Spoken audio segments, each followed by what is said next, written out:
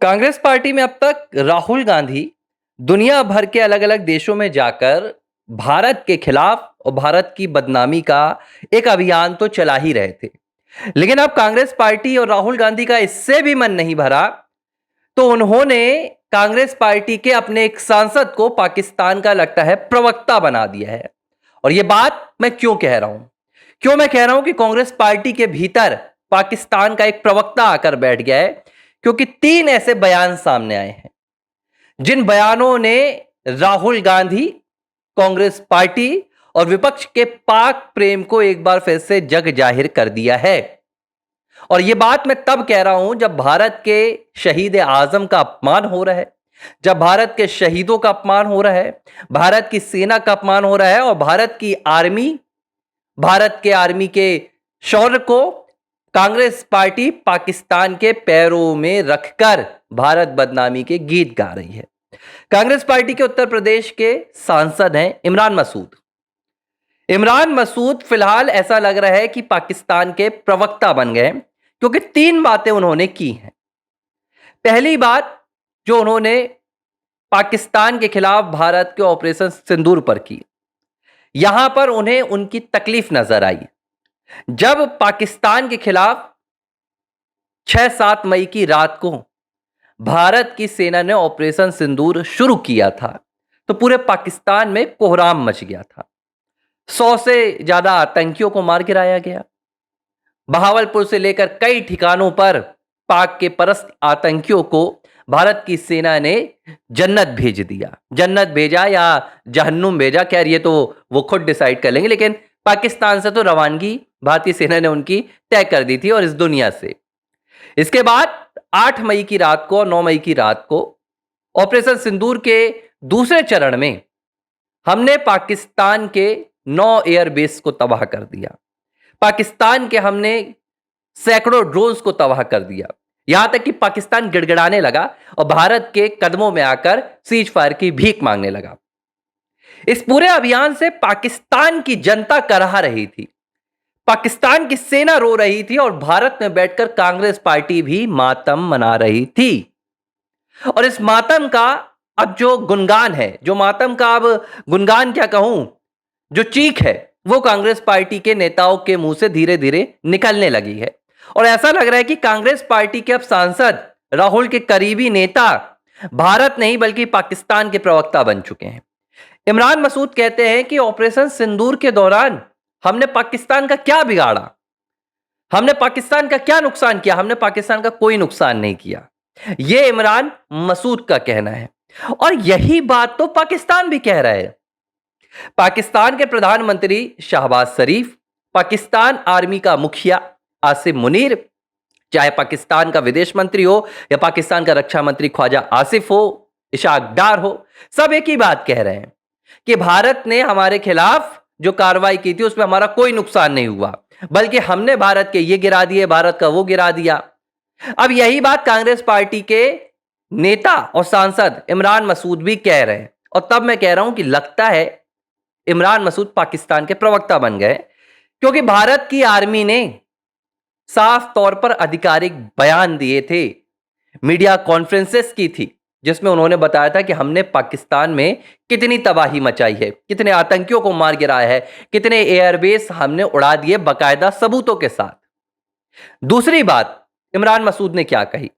इमरान मसूद का कहना था कि पहलगाम के आतंकी अब तक नहीं मारे गए, और उनका कहना था कि जो ऑपरेशन महादेव चलाया गया था, जिस ऑपरेशन महादेव के तहत भारतीय सेना ने पहलगाम के आतंकियों को ढेर किया था, वो झूठा था। कल को हो सकता है इमरान मसूद यह भी कह दें कि पहलगाम की घटना में पाकिस्तान के आतंकी थे ही नहीं। 2008 में भी यही कह रहे थे, ये 26/11 के वक्त भी यही कह रहे थे, भाई सैफरन आतंकी, ये पूरा अभियान चलाया जा रहा था, लेकिन तब वो अभियान फेल हो गया था। आज ये पाकिस्तान के पक्ष में राग अलाप रहे। और जो तीसरी बात इमरान मसूद ने कही है, मुझे लगता है इस बात ने ना सिर्फ भारत के स्वतंत्रता संग्राम सेनानी, क्रांतिकारी शहीद आजम का अपमान किया है, बल्कि इस बात ने साबित कर दिया है कि कांग्रेस पार्टी के लिए गांधी से बड़ा कोई नहीं है। और कांग्रेस पार्टी गांधी के अलावा भारत में किसी और को न क्रांतिकारी मानती है, न स्वतंत्रता संग्राम सेनानी मानती है। इनके लिए सिर्फ और सिर्फ एक ही परिवार है।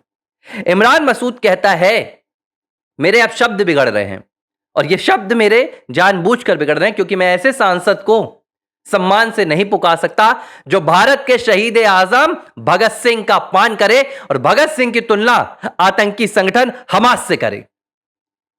या तो इमरान मसूद यह बात बताएं, क्या हमास की तरफ से उन्हें फंडिंग हो रही है? हमास अपनी टीआरपी बढ़वाने के लिए अपने ऊपर आतंकी संगठन की जो छाप लगी है उसे धुलवाने के लिए इमरान मसूद को पैसे भेज रहा है, या इमरान मसूद भी हमास के साथ कोई रिश्तेदारी निभा रहे हैं? इमरान मसूद कहते हैं कि हमास जिस तरह अपनी जमीन बचाने की लड़ाई लड़ रहा है, इसी तरह भगत सिंह ने भी लड़ाई लड़ी थी और हमास और भगत सिंह में तुलना हो सकती है, तुलना की जानी चाहिए। जैसे भगत सिंह थे वैसे ही हमास थे। अब आप इससे कांग्रेस पार्टी की मानसिकता को समझिए कि कांग्रेस पार्टी के दफ्तरों में किस तरह की चीजें सिखाई जाती हैं।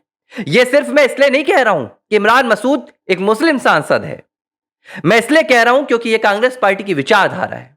ये राहुल गांधी के भी बोल हैं, ये सोनिया गांधी, अरे ये सोनिया गांधी की बात आ गई। बाटला हाउस में आंसू बहाने वाली कौन थी? यही सोनिया गांधी थी ना, जो बाटला हाउस के एनकाउंटर में आतंकियों को देखकर फूट फूट कर रो रही थी। रो रही थी, आतंकियों को मार डाली आर्मी ने, पुलिस ने आतंकियों को मार डाली, मेरे प्यारे आतंकी। फिलिस्तीन के लिए पत्र लिखने वाली कौन थी? सोनिया गांधी।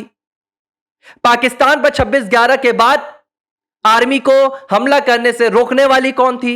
सोनिया गांधी।